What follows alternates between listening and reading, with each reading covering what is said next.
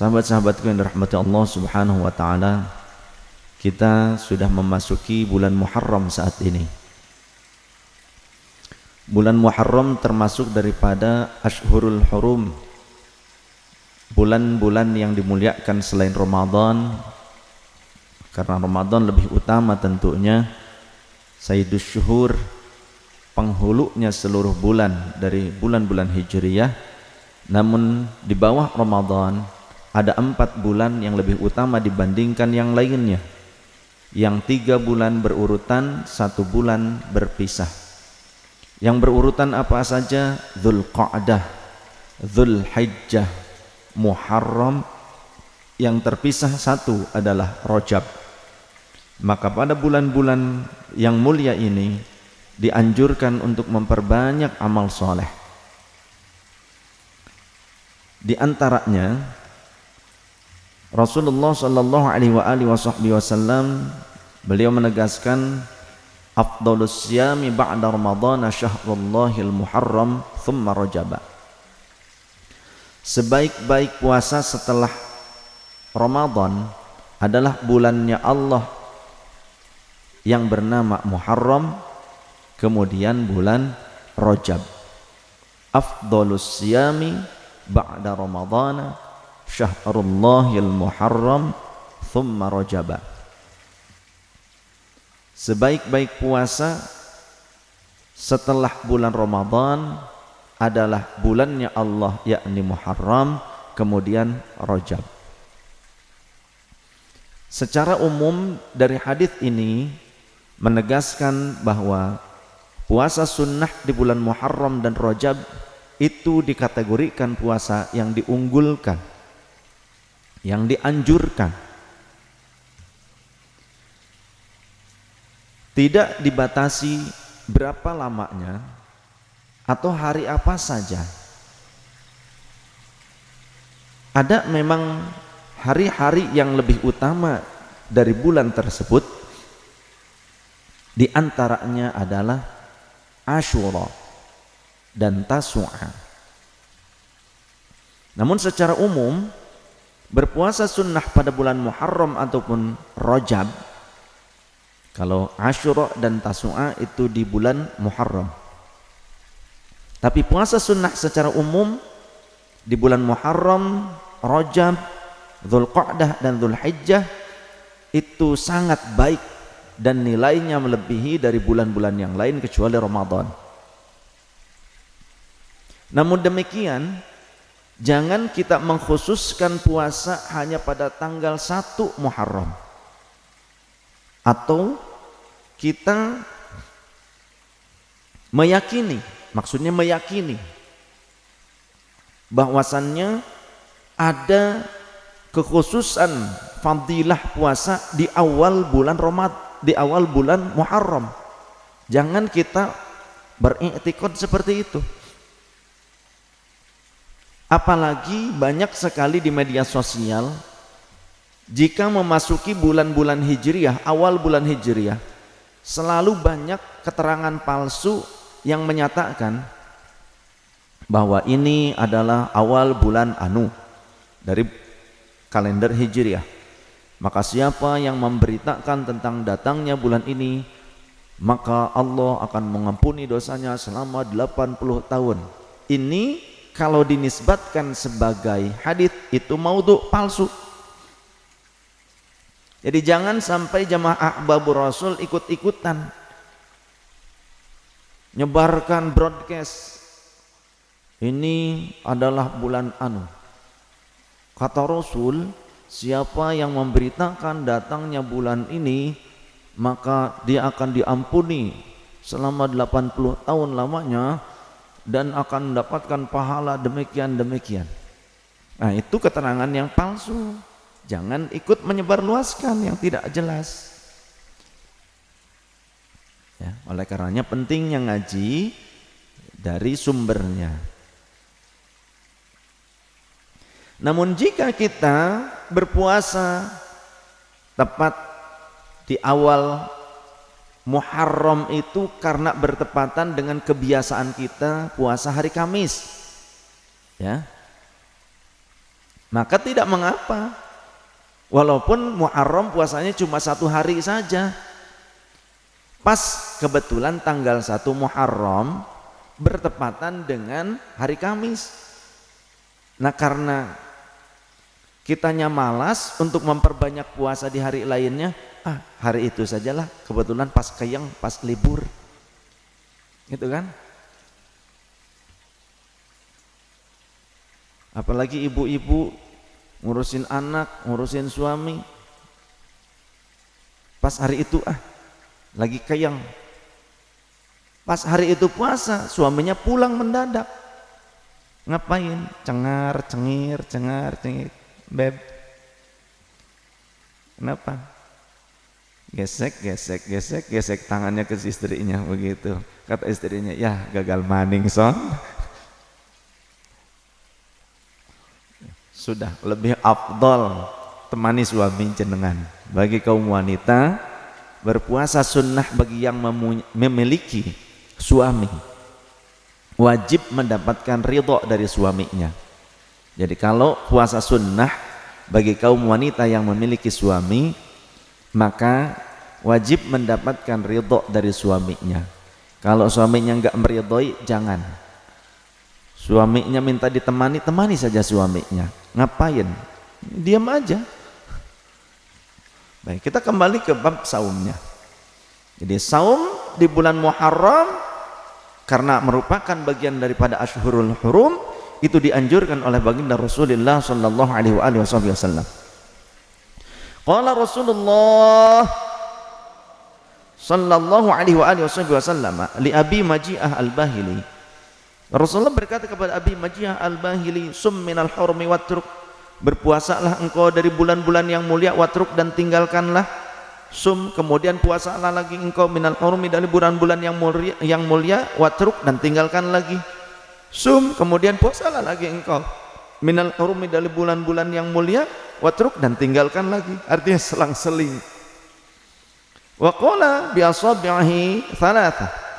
Rasulullah berisyarat dengan mengucapkan itu menggunakan telunjuknya sampai 3 kali berisyarat. Dari hadis ini menunjukkan bahwa dari bulan-bulan yang mulia, yang 4 dari Ashhurul Hurum yang 4 itu, dianjurkan untuk memperbanyak puasa secara umum. Entah kita mau puasa 1 bulan penuh juga tidak masalah. Kecuali Imam Ahmad bin Hanbal menyatakan ada 1 hari lah yang buka supaya tidak menyamai Ramadan. Itu pendapat Imam Ahmad bin Hanbal. Ya. Keterangannya terdapat di dalam kitab Lataiful Ma'arif, karena Imam Ibnu Rajab Al-Hambali mengutip pendapat Imam Ahmad bin Hanbal. Tapi kata Imam An-Nawawi, contoh puasa di bulan-bulan yang mulia secara penuh, Imam Ahmad bin Hanbal mengambil zahir hadisnya.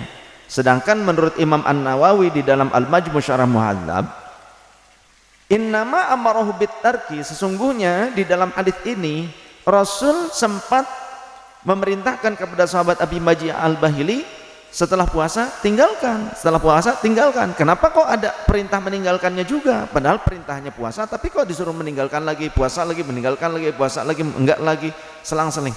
Kenapa kok disuruh selang-seling? Ada bukanya. Li'annahu kana yashukku alaihi iktsarus shaumi kama dzakarahu fi awalil hadis.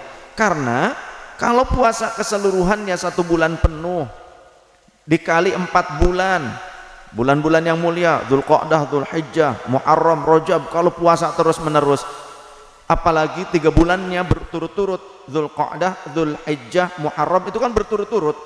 Kalau terus-menerus enggak berbuka, kata Imam An-Nawawi, maka yasyukku alaihi, ini akan memberatkan bagi Abi Maji'ah Al-Bahili. Karena di hadisnya, awal hadisnya menjelaskan tentang Abi Maji'ah Al-Bahili ingin nambah puasa, tapi ternyata beliau juga sesungguhnya memiliki keterbatasan. Maka Rasulullah memberikan solusi yang tepat untuk beliau, kadarnya. Inilah yang namanya guru, itu pasti tahu kadarnya murid.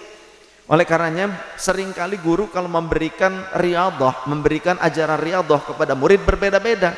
Seperti itu juga Rasulullah kepada sahabat. Ada sebagian sahabat yang diberikan tata cara bentuk ibadah yang berbeda dengan yang lainnya, artinya bentuk riyadhah tambahan, ibadah tambahan yang ternyata yang satu dengan yang lain ada yang berbeda. Ada kalanya seperti itu. Jadi Rasulullah SAW memberikan batasan kepada sebagian sahabat yang tidak kuat, tapi Rasul memberikan kelonggaran kepada yang kuat. Seperti itu. Seperti halnya jabatan. Rasul pernah melarang seorang sahabat untuk meminta jabatan atau memiliki sebuah jabatan. Ya Rasulullah, tunjuklah aku untuk menerima sebuah amanah, sebuah tugas. Kata Rasul, jangan, engkau itu lemah. Sedangkan jika engkau tidak melaksanakan amanah itu, maka engkau akan disiksa, engkau akan dimasukkan ke dalam neraka. Akan tetapi Rasulullah memberikan sebuah tugas amanah kepada sahabat yang lain. Ya. Sebagaimana di dalam keterangan hadis juga, orang yang paling amanah di antara umatku, orang yang paling jujur di antara umatku, itu adalah Abu Ubaidah ibnu Al-Jarrah. Beliau orang miskin tapi amanah luar biasa. Ya.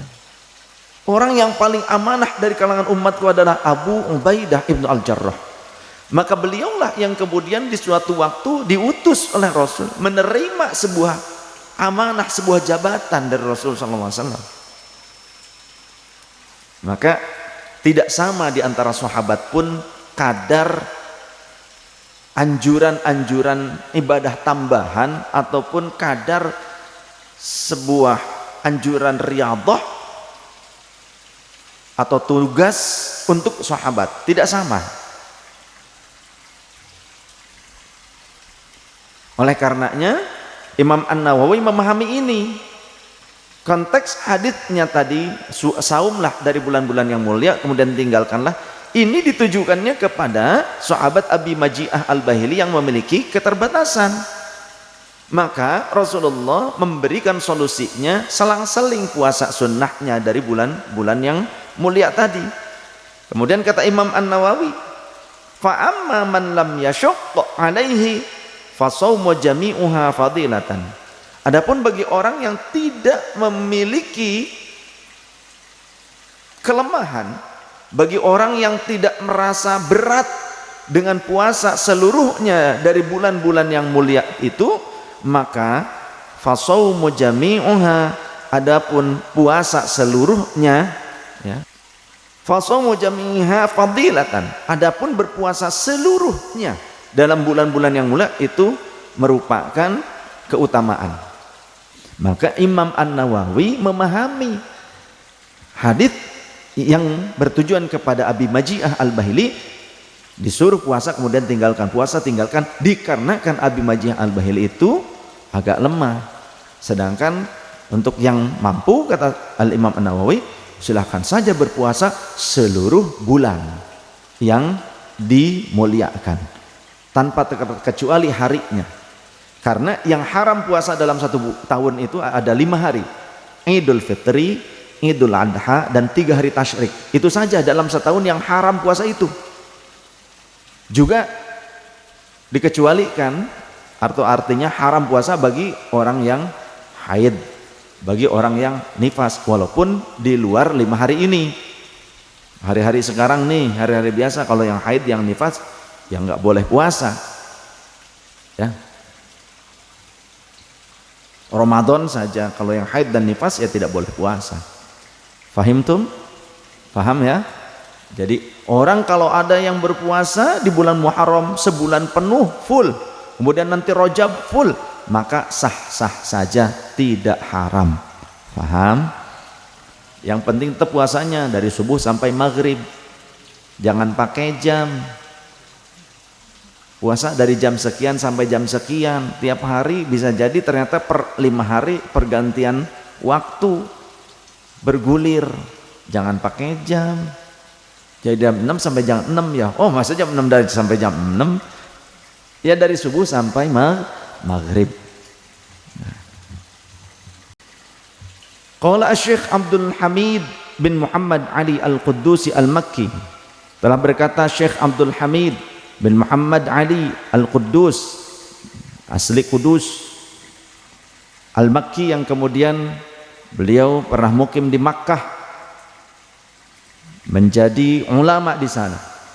Beliau mengatakannya, dinukil dalam kitabnya Kanzun Najah was Surur halaman 82. Beliau buat sebuah prosa yang isinya anjuran di bulan Muharram. Fi yaumi Asyura ashrun tattasil bihatnatani walaha faddun nuqil sum wa salli sil zur aliman ud waqtahil ra'sal yatim imsah tasaddaq waqtasil wasi' 'alal 'ayali qallim zafir wa suratal ikhlasi qul alfan tasil. Fi yaumi Asyura, pada hari ke-10 bulan Muharram, ashrun tattasil, ada 10 anjuran, ada 10 anjuran, bihatnatani walaha fadlun nukil, tattasil bihatnatan, bahkan bukan hanya 10, dilanjutkan sampai ke 12-nya, berarti ada 12. Sesungguhnya ada 12.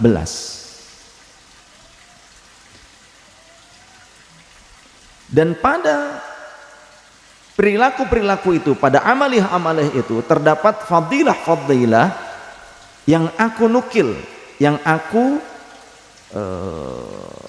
ambil rujukannya, yang aku catat. Sum, yang pertama, berpuasalah, puasa sunnah. Wasalli, dan lakukanlah sholat sunnah. Yang paling utama adalah sholat sunnah tasbih, pakai sin, tasbih. Sil, kemudian bersilaturahimlah kepada siapa saja orang-orang mukmin, terutama kepada orang tua dan guru, kepada orang tua dan guru terutama, entah yang masih hidup ataupun yang telah wafat. Zur aliman, kemudian berziarahlah kepada orang alim, kepada ulama. Ziarah itu jangan selalu diinterpretasikan kepada orang yang meninggal saja. Ziarah itu berkunjung artinya. Jadi kunjungilah orang-orang alim. Jadi tidak hanya yang sudah wafat, yang masih hidup lebih utama tentunya, karena ada doa, ada nasihat, ada ilmu.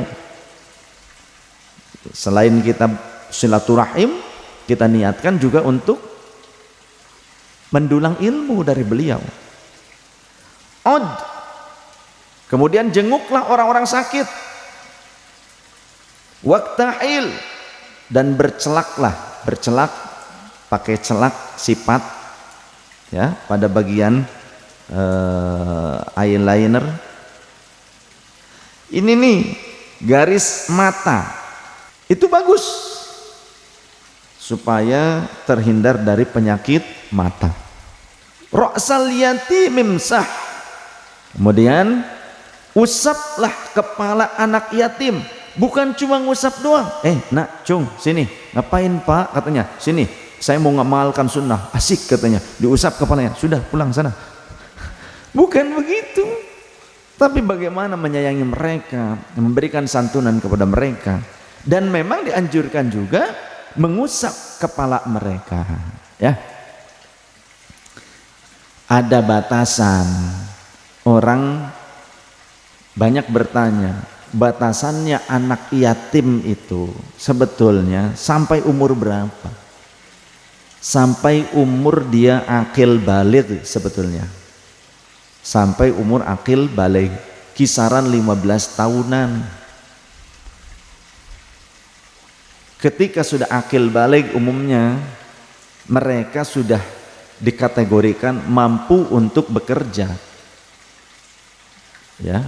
Mencari nafkah juga mampu, kuat. Maka para ulama mengkategorikan Yatim di situ adalah anak yang kehilangan ayahnya, wafat ayahnya, sampai dia batasan umurnya akil baligh 15 tahunan kurang lebih. Bagaimana dong ada anak yatim tapi lebih dari 15 tahun, tapi orangnya dalam keadaan tidak mampu, masuk kategori fakir miskin? Gimana dong kalau kita kasih zakat? Ya bukan kategori yatimnya, walaupun anak yatim itu masih umur 2 tahun 3 tahun, zakat diberikan kepadanya bukan karena kategori yatim, karena yatim tidak masuk kategori asnaf zakat. Jadi anak yatim kalau diberikan kepada mereka zakat bukan karena kategori yatimnya, tapi lihat dia itu masuk ke dalam salah satu kategori asnaf zakat atau tidak. Yatim itu fakirkah, miskinkah, dan yang lainnya. Kalau anak yatimnya anak duta besar, hartanya kan banyak, anak-anaknya mungkin menjadi yatim, boleh gak memberikan zakat kepada yatim yang kaya? Tidak, karena yatim bukan kategori asnaf zakat. Jadi anak yatim dapat zakat itu kalau dia masuk ke dalam salah satu kategori asnaf zakat, mustahik zakat. Yatimnya itu karena fakirkah, karena miskinkah? Jadi bukan karena yatimnya, paham ya? Terus bagaimana dong kalau anak yatim tersebut tidak dikasih zakat? Yatimnya sudah dewasa, lebih dari 15 tahun, 20 tahun, 17 tahun, tapi bukan zakat. Kami cuma ingin nyantuni saja, boleh apa enggak? Boleh kalau bukan zakat, namanya sodakoh. Sodakoh mah kepada siapa saja, boleh-boleh saja. Namun kepada keluarga kita sodakoh. Bahkan kata Rasulullah, sodakoh yang paling utama kepada keluarga. Kemudian Imam Jalaluddin As-Suyuti memerinci lagi, dikumpulkan dari berbagai riwayat, tingkatan sodakoh itu yang paling utama kepada orang fuqaha wal ulama, orang-orang faqih, ahli agama, pemikir agama, ulama.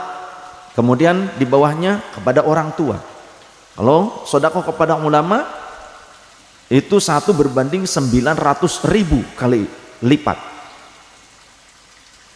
Kalau kepada orang tua 1 berbanding 700.000 kali lipat. Kenapa kepada ulama lebih besar?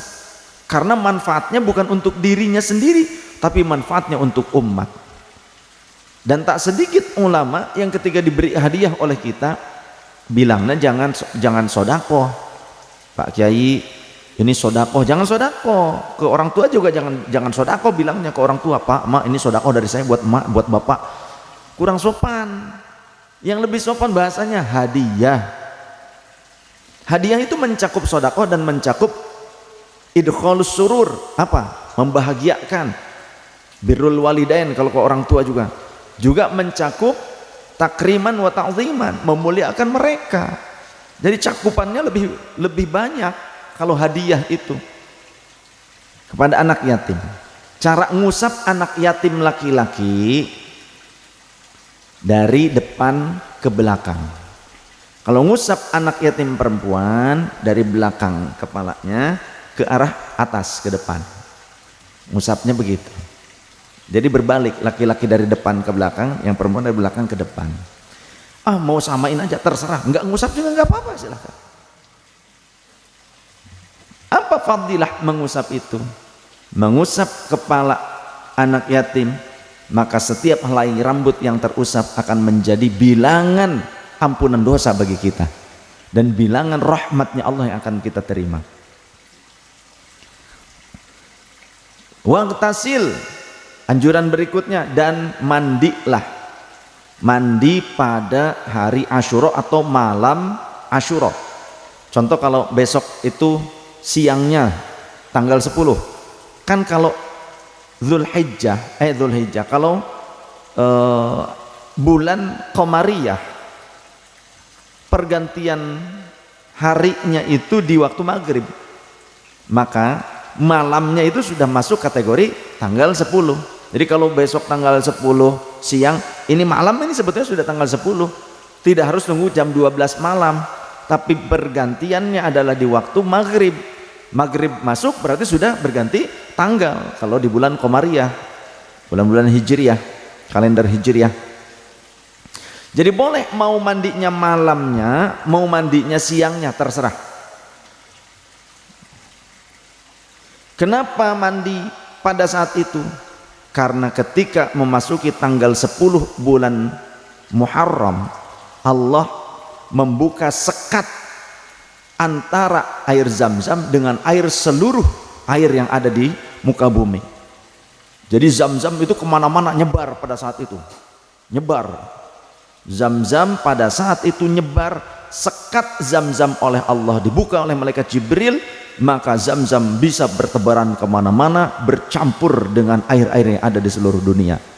Maka pada saat itu kalau kita mandi, minta kepada Allah dalam hati, semoga dengan mandi itu hilang ainun lamah, akibat ainun lamah. Apa ainun lamah? Pandangan mata jahat, ya, keburukan-keburukan akibat orang yang hasad, iri, dengki kepada kita, mudah-mudahan dihilangkan. Tapi dalam hati saja, nggak usah di kamar mandi kita Allahumma ya Allah bismillahirrahmanirrahim. Dul makanya ngaji. Wasi' 'alal 'ayali, kemudian luaskanlah belanjanya, nafkahnya untuk keluarga. Luaskan nafkah untuk keluarga pada hari Asyura.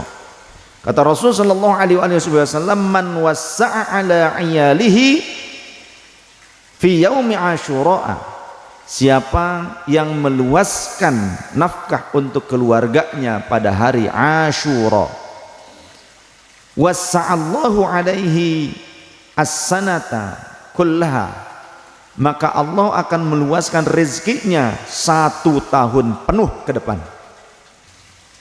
Luaskan pada hari Asyura nafkah kepada keluarga, tapi bukan untuk hal yang buruk, ya, peringatkan kepada keluarga, bukan untuk hal yang buruk.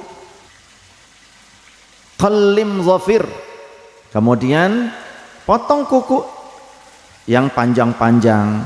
Jadi bukan berarti kukunya yang utama yang nempel di kulitnya itu juga dicopotin, bukan, nggak usah begitu. Ini yang panjang-panjangnya dipotongi, dirapihkan, ya.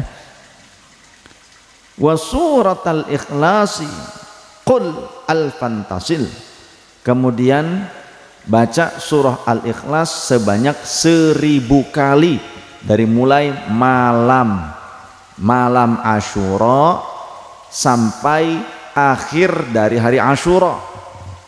Akhirnya berarti besoknya pada saat ba'da asar menjelang maghrib, atau pada saat waktu maghrib tiba, begitu. Baca surah Al-Ikhlas sebanyak 1000 kali. Sedangkan menurut Imam Al-Jauzi Al-Hambali, Imam Ibnul Jauzi, bukan Syekh Ibnul Qayyim Al-Jauziyah, bukan. Ini beda orang. Kalau Al-Imam Ibnul Jauzi Al-Hambali ini muhaddits, ahli hadis, ya, ulama madhab Hambali, yang beliau hidup di kurun 508 Hijriah, wafat 597 Hijriah. Jadi beda dengan Syekh Ibnul Qayyim Al-Jauziyah, murid Ibnu Taimiyah, beda. Nah, Syekh Imam Ibnul Jauzi Al-Hambali di dalam kitab Al-Majalis beliau berkata, ada beberapa faidah di bulan Asyura. Di antaranya, yang bagi ayang tasila yauma Asyura, wa qad dzukira anna Allah Ta'ala yakhriqu fi tilkal lailati zamzam ila sairil miyah. Jadi mandi karena pada saat itu sekat-sekat air Zam-Zam dibuka oleh Allah sehingga air Zam-Zam bertebaran di muka bumi. Faman iktasala yauma idzin amina minal maradi fi jam'is sanati. Siapa yang mandi pada saat itu dengan berdoa kepada Allah, berharap meminta disehatkan, maka aman dari berbagai macam penyakit dalam 1 tahun, terutama penyakit-penyakit berat. Ini diriwayatkan dari Sayyidina Ali ibni Abi Thalib karramallahu wajhah. Jadi athar. Kemudian faidah yang lainnya, as-shadaqatu 'alal fuqara wal masakin. Sedekah kepada fuqara wal masakin. Faidah berikutnya, ayam sa'ru asal yatim. Mengusap kepala anak yatim. Kemudian ayyufattira shaiman. Memberi makan untuk berbuka orang-orang yang berpuasa pada saat itu. Diupayakan, jangan cuma untuk sendiri kalau mampu. Ayuskiyal ma'a, membagi-bagikan air, entah air minum atau air bersih, air untuk mandi. Cari kalau memang ada orang-orang yang kesulitan air, yang membutuhkan air yang bersih, bagikan. Kemudian juga ayazurul ikhwan,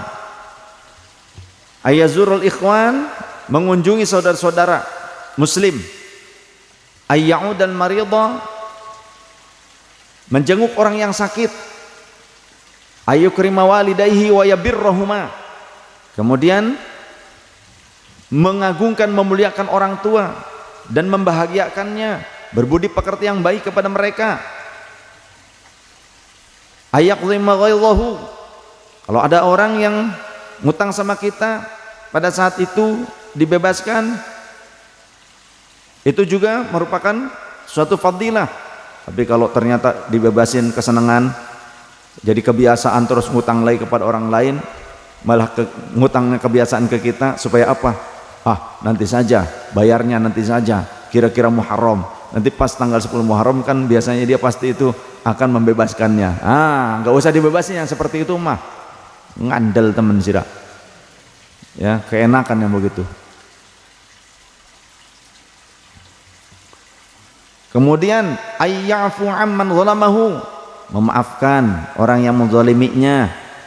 Itu juga merupakan fadilah-fadilah yang bisa didapatkan oleh kita kaum muslimin pada hari Asyura, dari mulai malamnya, dari mulai maghribnya sampai menjelang maghrib di hari esoknya.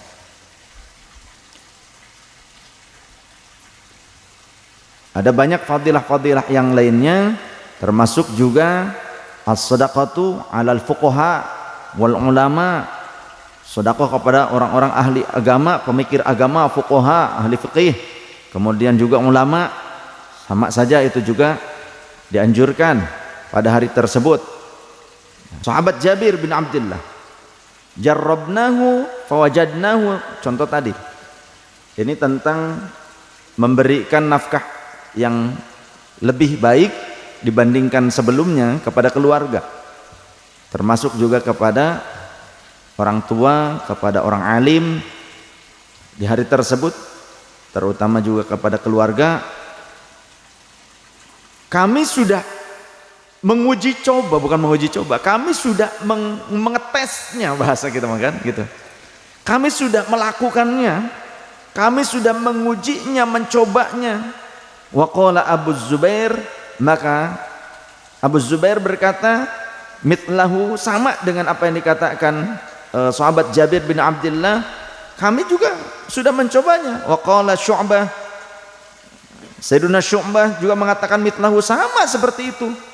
Wa yusyuyukhu Ibni Abdil Bar, dan juga para masyayikhnya Al-Imam Ibnu Abdil Bar, at-thalathati muwaththaquna. Jadi perawi dari Imam Ibnu Abdil Bar yang 3 orang itu adalah orang-orang yang terpercaya. Jadi riwayat ini menegaskan bahwa hadis tentang anjuran meluaskan nafkah pada hari itu masuk kategorinya hasan. Riwayatnya banyak, riwayatnya saling menguatkan satu sama lain. Demikian kurang lebih yang bisa saya sampaikan malam hari ini. Mudah-mudahan bermanfaat. Semoga Allah Subhanahu wa taala memberikan kekuatan kepada kita untuk istiqamah dalam majelis yang mulia ini.